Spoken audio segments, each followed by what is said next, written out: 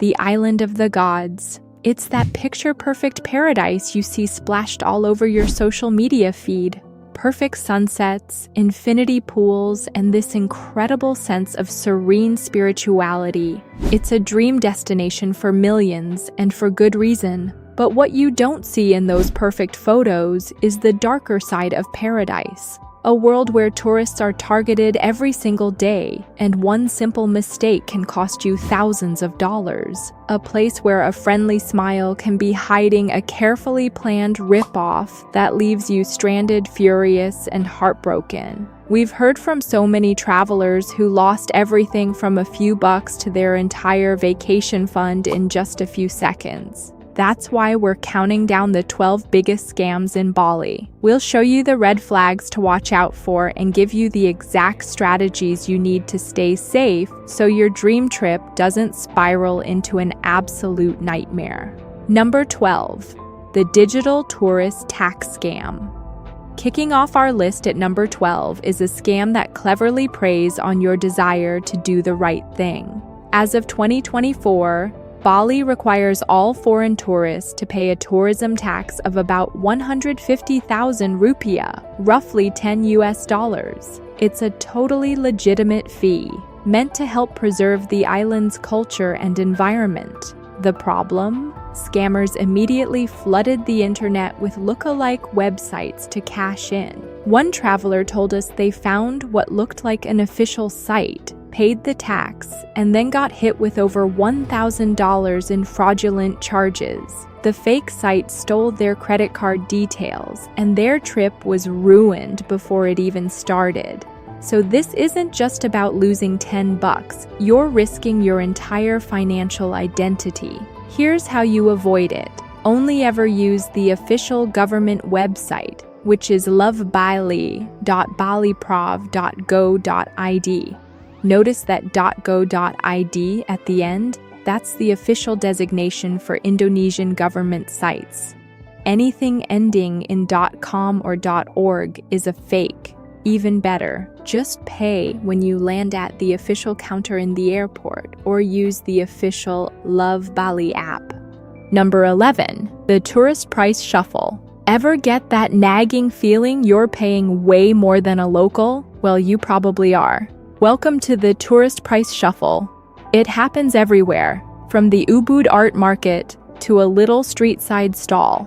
A vendor quotes you 500,000 rupiah for a necklace. You feel proud for bargaining them down to 300,000, only to watch them sell the exact same thing to a local for 100,000 a minute later. You still overpaid by 3 times. The sting isn't just about the money. It's the feeling of being played for a fool. While a small markup is normal, some vendors will jack up the foreigner price by as much as 400%. They're banking on the fact that you have no idea what things are actually worth. The best way to beat this is to haggle, but haggle smart. A good rule of thumb is to start your offer at about half the asking price and be willing to meet somewhere in the middle.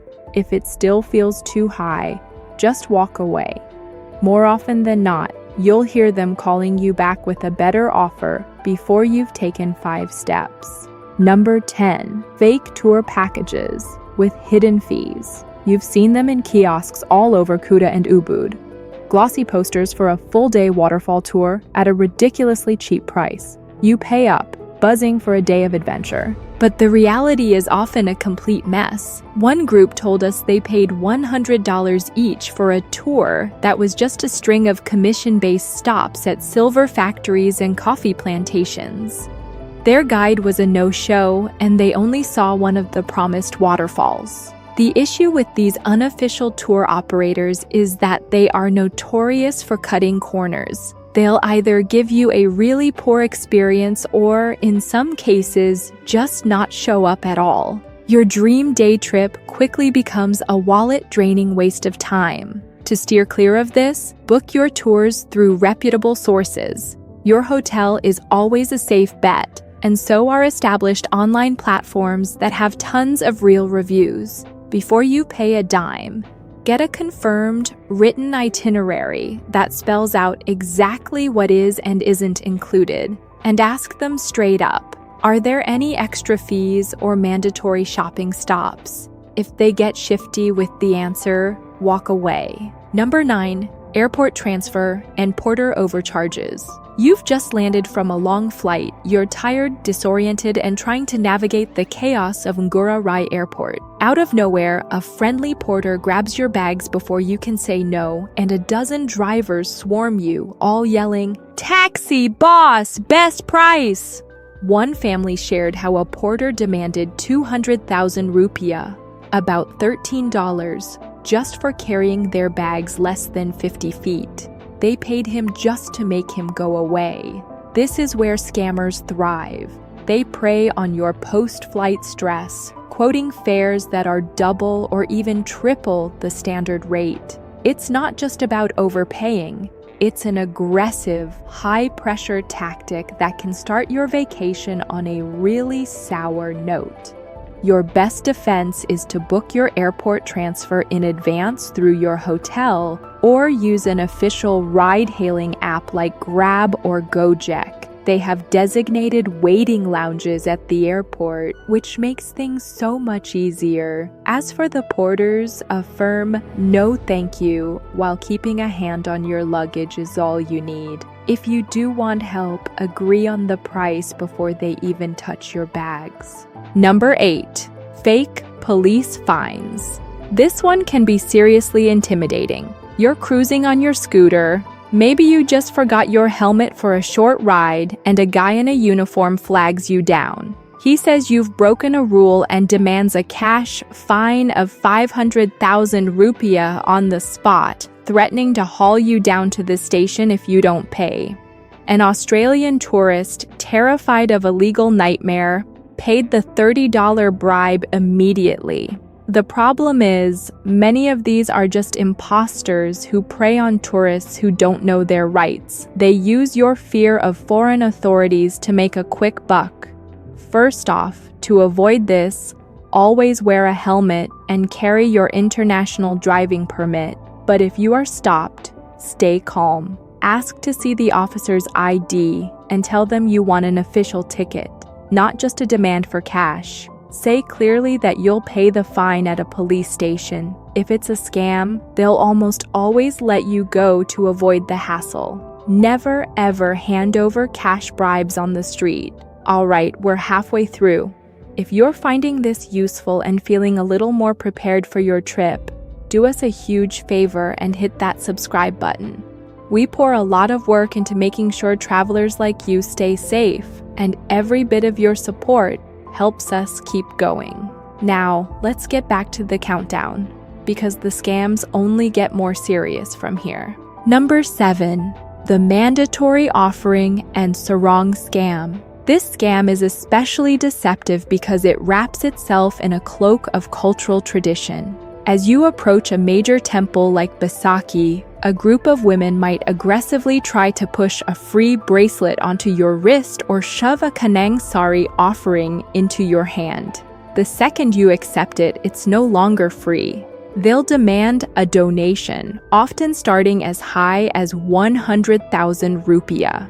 One German tourist told us he was mobbed by a group and ended up paying $20 just to get them to leave him alone. This trap works by putting you in a really awkward spot. It feels disrespectful to refuse a religious-looking item, and the sellers are incredibly persistent and can get confrontational. Your best defense is a polite but very firm "no thank you" before they can put anything in your hands or on your body. Don't touch the item. If you need a sarong for the temple, and you will at many of them, rent one from the official ticket counter, not from the swarm of vendors at the entrance. Number 6.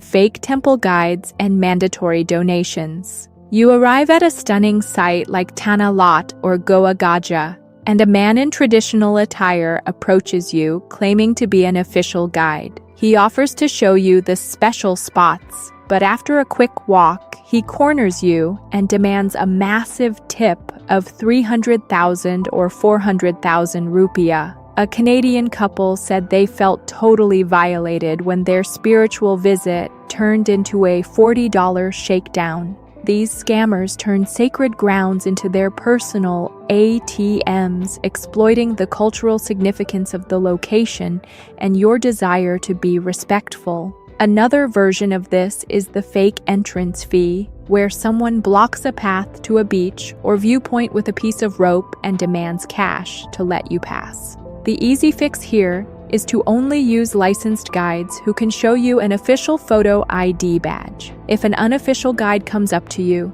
just say no firmly and keep walking. As for entrance fees, only pay at an official ticket booth where you get a proper ticket or a receipt. If there's no booth, it's almost certainly not an official fee. Number 5. The scooter rental damage scam. Renting a scooter is a classic Bali experience, but it can also be a massive trap. Here's how it plays out. You rent a bike, and when you bring it back, the owner discovers a scratch or a dent that you know was already there. They then demand you pay an insane repair fee, sometimes even holding your passport hostage until you cough up the cash. A tourist from New Zealand fought the charge but ended up losing his deposit of 1 million rupiah. This scam is all about creating a problem out of thin air. Some rental shops even have a few pre-damaged bikes they use specifically for this purpose. Another classic is the lost key scam, where they'll try to charge you upwards of $200 for a replacement. The only way to protect yourself is with proof. Before you ride off, take a detailed video and photos of the scooter from every single angle. Get all the existing scratches and dings on camera, and even have the rental agent in the video acknowledging them. And please, never leave your passport as a deposit. A copy of it and a cash deposit should be enough for any reputable shop. Number 4. Fake Gojek and Grab drivers. Imagine this. You've just left a bar in Seminyak late at night. You book a ride on Grab. A driver in the right jacket pulls up and waves, so you hop on. But he's not your driver. He's a random guy in a fake uniform who saw you on your phone. He'll then take a shortcut and demand double the price in cash, putting you in a really vulnerable spot. One British tourist didn't just lose $50 in this scam. He had his phone snatched during the argument. This is a bold scam where criminals hijack the trust you have in ride-hailing apps. It's basically a robbery disguised as a convenient ride home. The solution is simple, but it is non-negotiable. Always check the driver's name and the license plate number in your app and make sure they match the vehicle in front of you. If they don't match, do not get in. Cancel the ride, report the driver, and wait for the correct one. Don't ever get into a car or on a bike just because the person is wearing the right color jacket. Number 3. The broken meter taxi scam. This is one of the oldest and most widespread scams in Bali. You flag down a taxi, hop in, and the driver immediately says, "Sorry boss, meter broken." He'll then offer you a flat rate that's usually 2 or 3 times what the actual fare should be. Tourists arriving at the airport are prime targets, often getting suckered into paying 500,000 rupiah for a ride that should have only cost 150,000. It's infuriating and a terrible first impression of the island. Many of these are fake bluebird taxis, painted a similar shade of blue but lacking the official logos and driver IDs. They bank on you not knowing the difference. Here's how to stay safe. Only use official Bluebird Group taxis. Look for the bird logo, the Bluebird Group text on the windshield, and a meter that is clearly visible and working. Before you even close the door, insist on using the meter. If the driver says no or makes up an excuse, just get out and find another one. Or better yet, just use Grab or Gojek and avoid the whole problem. Number 2. The ATM skimming and card eating scam. This is where things get truly terrifying. A solo traveler in Seminyak used an ATM on a quiet street. The machine sucked in her card and wouldn't give it back. Out of nowhere, a helpful local showed up and suggested a trick to get it out. The trick actually worked, but what she didn't realize was that they had installed a tiny skimming device and a hidden camera. Within hours, her bank account was drained of $2,000, leaving her stranded with no money. Criminals rig these machines to clone your card and steal your PIN. Skimmers are fake card readers placed over the real ones, and they can be incredibly hard to spot. Your life savings can literally vanish overnight. To avoid this financial nightmare, only use ATMs that are inside a bank or a well-lit major convenience store with security guards. Before you put your card in, physically wiggle the card slot and the keypad. If anything feels loose, bulky, or out of place, don't use it. Always cover the keypad with your other hand when you type in your PIN. And if a machine ever eats your card, don't accept help from strangers. Call your bank immediately and have them block it. Number 1. The shady money changer scam. And here it is. The number 1 most common, most notorious scam in all of Bali, the sleight of hand money changer. You're lured in by a sign offering an exchange rate that seems too good to be true. And that's because it is. You hand over your crisp $100 bill. The teller expertly counts out a massive stack of rupiah. He counts it once in front of you, he counts it twice, maybe even a third time to prove it's all there.